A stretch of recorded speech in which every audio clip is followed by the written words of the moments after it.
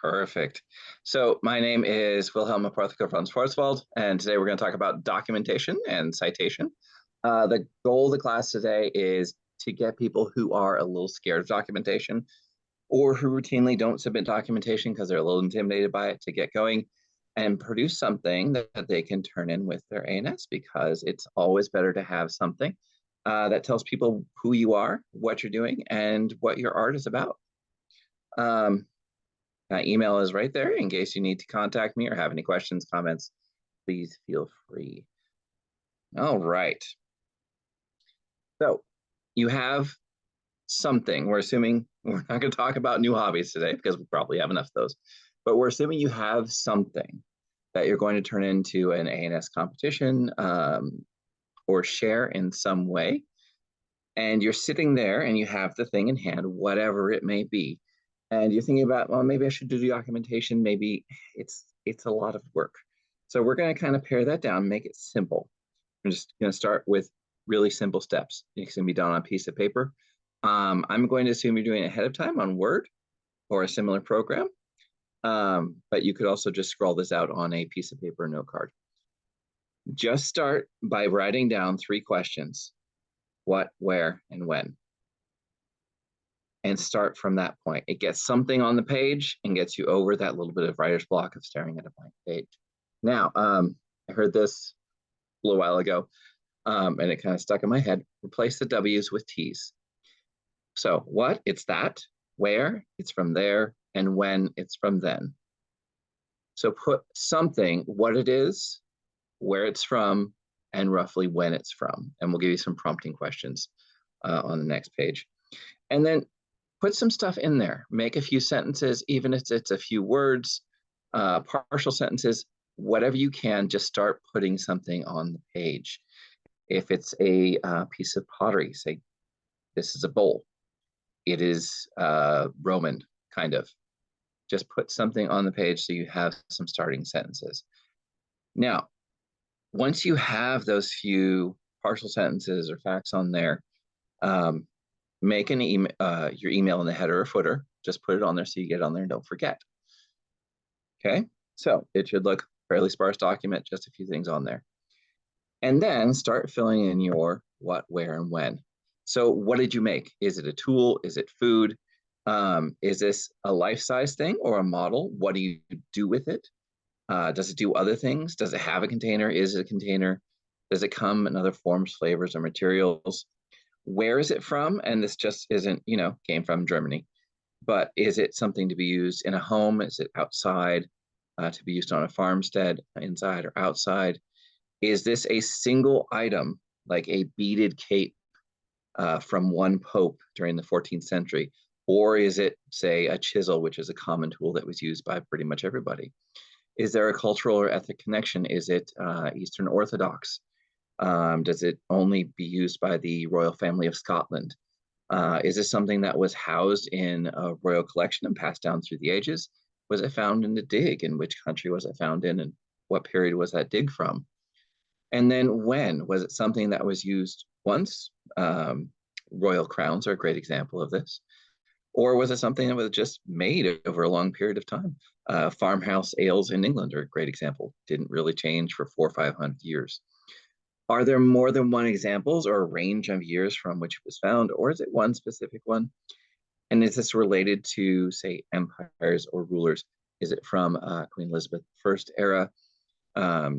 Is it from Roman era with a particular emperor? And then also, when was it found? When did we come to realize this was in existence? Gnawbound sock from York, for example, was probably 12th century, and then it was found just a few years ago. So you get to tell that story of, hey, it was buried and found. It's one of the few examples of fiber art from this time. Just these are random examples I'm throwing out. But start putting in more things, more facts, and then make them into readable sentences just to get yourself going. Now, describe that there then, and then look at it and see, is this a complete picture of what I am doing? Does this explain? If it's a handheld tool, if somebody picks it up and looks at it, will this kind of explain what it is and where it's from? And then decide if you need to put additional explanation sentences in there. This is just the that, there, then explaining what it is, okay? And then you can leave the questions on there, what, where, and when, and just put little answers. And that's a completely acceptable way to just turn it in, is with those prompting questions there. You can stop there. You can make them into your classic 5-paragraph essay if you're feeling energetic about it. Introductory sentence, support sentence, conclusion sentence, introductory paragraph, ending paragraph. You could totally do that if you want to, but by no means necessary. At the top, add a title, usually just the title of what you made. For example, this is a 13th century pouch, and also a list of either ingredients or materials. This can be what you used for it, what you put in it, if it's cooking or brewing, and what it's made of, so people know it is wool, linen, etc. Incredibly important, if you cook something that is meant to consume, please put ingredients. A lot of people do have allergies, and if people are testing this, it'd be nice to have that right up on top and front, what that is and what you're putting in your body. Okay, at the bottom, if it's appropriate, add the process. What did you do to make it? And also get credit for what you did. Let's say you made a null-bound sock. You could say, oh yeah, I null-bounded a sock. But let's say you met the sheep, his name was Steve, and you helped hold his head while they were sheared, and then you took that raw fleece, you processed it, you spun it, you made it into yarn, you set it, you dyed it, and then you null-bound it. Make sure you get credit for all the little steps, because that is a whole nother project than just I bought some yarn and made a sock. So get credit for what you did. I have hops in my backyard. I grow those. Those go into the beer. That gets mentioned on there. The fiber arts and such are another great example. For pottery, did you go and dig the clay yourself? Did you use period tools to carve something into wood or stone? Did you make the tools that you used to carve it? So, get credit for what you did. Also, if you did previous things that just kind of failed, this is my third try on making this piece. The other one's exploded in the kiln, or the chisel broke when I tried to use it. Mark that in there too, just so you know exactly what's going on. Okay. Now, in my opinion, this is the best part. You add the whys. So, for example, the brew I'm currently making is a chicken ale. And yes, the chicken actually goes into the beer. And the first thing people ask is, why on earth are you doing this? It's like, well, it was a cool recipe I found that I always wanted to try. And I'm really passionate about this because it represents preserving of meat, for example. You could say, oh, since I was a child, I've seen blown glass objects that look really cool, like ornaments and ornamentation. I always wanted to learn how to blow glass, and this is an experiment. But you get to say, hey, this is something I made, and this is why it was really cool to make it. You may not have a why. It's just, hey, I just saw this and just wanted to do it. Perfectly good too. If you change something, make sure and let people know. So let's say you were going to make it out of gold, but you had bronze or tin available. Maybe it was a cast gold necklace that was multiple pounds. You can't afford that amount of gold, so you made a cast of it out of tin. If for some reason you were out of a particular object or it was poisonous, some people like to use rue or other toxic herbs in their brew it, say, hey, this was probably toxic if I left it out. If you're allergic to fish and you're making something that normally has fish in it or fish sauce on top, you just say, hey, I'm allergic to fish, so I left this part out. You can also explain what you're going to do differently if you're going to do it again. For example, these little, if it's a scroll, this background, it's not quite as geometric as I like. The flesh tones aren't really there. So next time I'm going to use this process to build up the background, for example. So you can say, hey, this is a mistake. I know it's on there. And here's how I plan to fix it. Or, hey, next time I do this, I'm going to add a different color in the background. I'm going to put it on blue background instead of yellow background, whatever it happens to be. Or next time I think I'm going to spin my own thread for this. And you can kind of go from there because it kind of gives the judge, the whys in here give the judge a kind of personal relationship to you and kind of see you as a person instead of an object on a table. So it really does help. All right. Now, here's where you can go a little bit crazy. If you totally geek out on something and you have pages and pages of documentation, you're just short of a doctoral thesis. That is awesome. Put it to the side. So some of the bad news is people judging things may not like to read. They may not have time to read. Put everything you're going to be judged on in a nice one-page summary that can be read in a couple minutes. Use general terms that are approachable to a wide audience and have a few extra copies. For example, if you have a group of 3 judges going around, all judging different things as they go, each judge having a copy of your documentation just gets it through faster and gets some more time with the document. And the bonus packet, when I was making iris green and iris blue as pigments, there were a whole bunch of pictures of the process, the different colors that came in the process. It came out really cool. But if you put those all in a one-page summary, they're just not going to fit. It'll be too small to see. So you can reference in your one-page summary, see figure 1, see graph 1, see the diagram of the archaeological site or burial site where this was found. Here is a step-by-step instruction with diagrams so you can see. Here's a listing of all of the extant artifacts. You can put a lot of stuff in that extra packet and just put it somewhere in your one-page summary. Hey, there's a bonus packet with 30 different pages of modal music from the 14th century that I kind of read through to do this, and I thought they were really cool. So I left them in the packet so you don't have to read through the whole thing. Okay, so add some flair. So visual representations of things on your one-page document help add visual interest, or it can just kind of let people know, hey, this is yours. For example, I put my arms on here. People see your arms 5, 6, 7 times on various projects. They go, oh yeah, it's that guy. They may not remember your SCA name or regular name. You may be dressed differently, but they start to see your arms. Think, oh yeah, that's that lady. I know who that is. You could add a nice title font, something rustic looking. This font actually failed to copy over onto Word, but you can add something either bolded or Roman capitals font to make it look more visual interest. Add a border or format within your text, highlight boxes, things like that. And then small tables, graphs, and diagrams, the most appropriate ones. For example, if you're doing a work based off a grave find, you can put a small thing of the grave find in. Just make sure it is easily readable. Some of us have a little trouble reading really small diagrams these days. And also, if you're printing it out, that your printer can handle it. Some of them, when you get super small, don't really print things out too clearly. All right. We're going to talk a little bit about plagiarism. Assume plagiarism. And by that, I mean, if you put something on there and you don't say it's from somewhere else, people will assume it's yours. This can be done completely accidentally. For example, here's a photo of something from the museum. This is what I was working off of. Oh, wait, that actually came from the museum. I should put that in a little side note. It is super important as you go through to credit the things that are not yours, because people may misunderstand exactly what you made and what you did.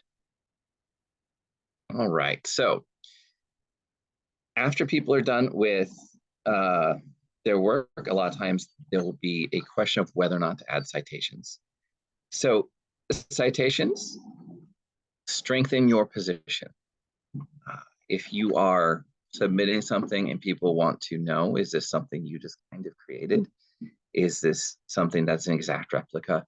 How can I look up more information on this? Citations should be easily reachable. It should be something that is identifiable. For example, personal interview. I spoke with the head of rare book collections at the British Library, whose name was this, and this was on this date. If people disagree with you, they can actually read your citations and go, oh, that's where you got that from. And that being said, make sure and read your citations. Make sure you are referencing referencing something correctly, and that matches the page number and what it said in the book. Sometimes there are misunderstandings. That's totally okay, but you have a position to go back to and go, oh, hey, that's what this was about. Now, these citations, there's a whole school of thought about how strong your citations and primary literature, secondary literature, or books that are the original books or books about other books. And this lets somebody know exactly where you did get that information from and how strong a relation that is to what you're doing. If you don't have citations and it's something you completely made up, where did you get the idea from? There is probably some kind of either website or person or book that you got your ideas from that kind of prompted this. And it's completely okay to put personal names. And I talked with Lady Jane Smith, and they gave me this idea of hand dyeing my own thread, and then I just kind of ran with it. And that's completely okay too. And we'll get how to note those down in just a moment. But they do strengthen your position, and they tell people, oh, hey, here's where you can learn about this. For those of you who like the classic sci-fi movie, Starship Troopers, it's the would you like to know more in the bottom of every false advertising thing. All right, so how to add citations, two types of citations.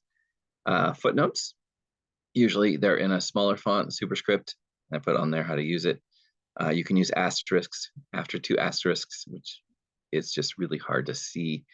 Just start using numbers. Use them in superscript, reference them on the bottom. And once again, you can start putting your footnotes and references on a second page, but try and have all your information on that first page. And then this can be references to information that you used or commentary. For example, this thread was dyed red, and you can put a little footnote. This was matter I raised in my backyard for hand dyeing purposes explicitly. Or it can be explanations. It was during the reign of Charlemagne, asterisk. This is from approximately this year, but it could range from this year to this year. So explanation things that go in there that you don't want to kind of bulk up your script with. All right. And references. So references and footnotes are very similar. You don't have to necessarily even separate them. But if you'd like to use references, hey, this is where I got a lot of this stuff from. Great example is there's two links on here. And these are documentation classes. There's a lot of documentation classes. I've been to about 3 of them myself. And you'll notice they sound pretty similar. This is almost just my spin on what's already there. And there's not that many ways to do basic documentation. It kind of goes down to a few core principles. But you notice a lot of these are similar, and these are not the exact classes I took, but they are very similar to them. I don't have the people, but these ideas that you get things from may not have a specific page number. They may be entire works that you were just inspired by. And maybe they're not page 27 or page 35, but they're just general works that you pulled information from.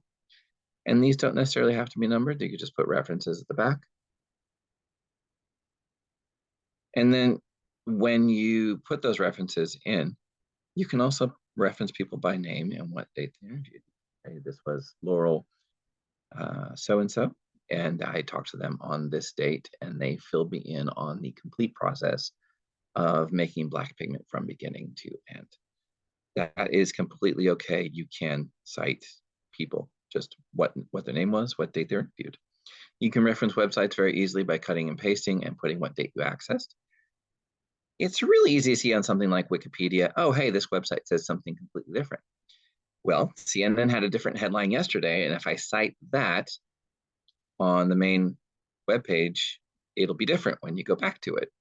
So you have to put a citation date, and then you can reference it by date.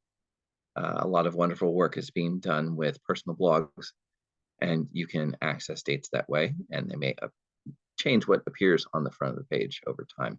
So it gives them a time of reference. So a really easy way to do books and articles is you can just type out the name of the book and the author. There's a citation machine. You just type in the name of the book and relevant info, and I always love using ISBN numbers also because I can find the exact book you were looking at. Really fascinating topic, and just read the whole darn thing. I've done that many times. And you can get into APA, MLA format, and there's entire books on that that are 100 pages plus. But if you're already great at that and write your own papers, A, you're probably not going to this class, and B, you probably are familiar with those books already. You can pick them up. They're useful, but they're massively overcomplicated because all we want to do is not justify our multi-million-dollar research, but just tell people where to look about things that we found that we're excited about. All right, so a few final things. The first main problem for a lot of people is staring at that empty page, note card, blank page, whatever, and just kind of freaking out about it because the page is blank and all of a sudden everything you learned about everything you did is now completely gone from your brain. That's okay. Just get something on the page and start. A few words, a few sentences usually gets people going. The second problem that a lot of people have, and this has to do with our culture in the FCA, is they're scared to submit things because they talked to somebody about art or made somebody some food and they were really got up in their face and got rude to them about some random thing that really, in the grand scheme of things, is not worth getting angry about. And some people are upset about this. They have emotional distress. They have. The main thing to do is thank them for their time and leave. If someone says, this is completely wrong, I hate this, the color is wrong, like, okay, thank you for your time, and just go talk to somebody else. You don't need that kind of negativity. And if you need to, find somebody positive to back you up, who's a Laurel, who's researching the topic, but you really shouldn't be put in that position. And I apologize if you are. Just let people enjoy what they have. And then you can always be a good role model of that, of, hey, I have no idea what this is. I have never seen it before, but thank you for bringing it. Because on the other side of this is how you deal with negative reactions is you should also try being a participant judge. You can walk by, see how things are, look at people's documentation, and that is great training for writing your own documentation. We really emphasize this with brewers is if you are going to be a judge, you do not need training. You need to be willing to try different stuff, and you will learn probably so much while you're there. It's not just what you like and what you dislike, but what is this? What is it supposed to be? And it's a huge amount of learning you can get just by flipping through people's documentation. So if you're really panicked about documentation, you can always run it by somebody first, and you can always submit it anonymously if you're worried, and then find Laurels that you trust or other people that can represent you that you trust.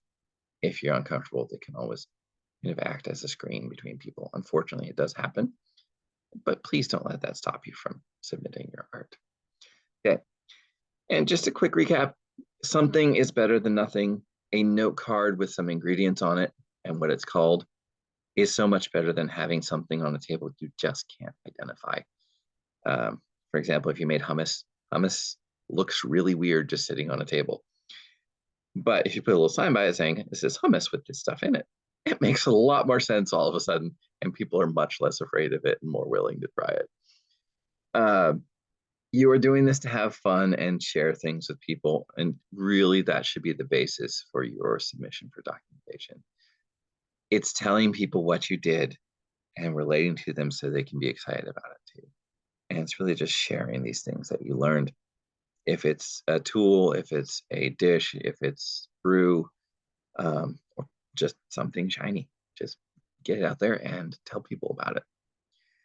Because the key thing is, and most people probably had something like this before, they see something that has brought somebody joy, and now it's like, hey, that could be something for me too. That could also bring me joy, and now you've shared that with others. And that, I think, is the main point of your documentation is, if I'm doing something cool, how can I share this with others and also get them excited? Because you really never know when you're going to inspire somebody on their, maybe the lifetime love of a new project. You just never know. And the more stuff you get out there, the more chance you have. And some of us have actually picked up more than a few hobbies that way and things that we really love to do. So I think we're going to pause that there and take some questions from anybody who maybe happen to be on. And if the moderator is still there, if we could pause the recording.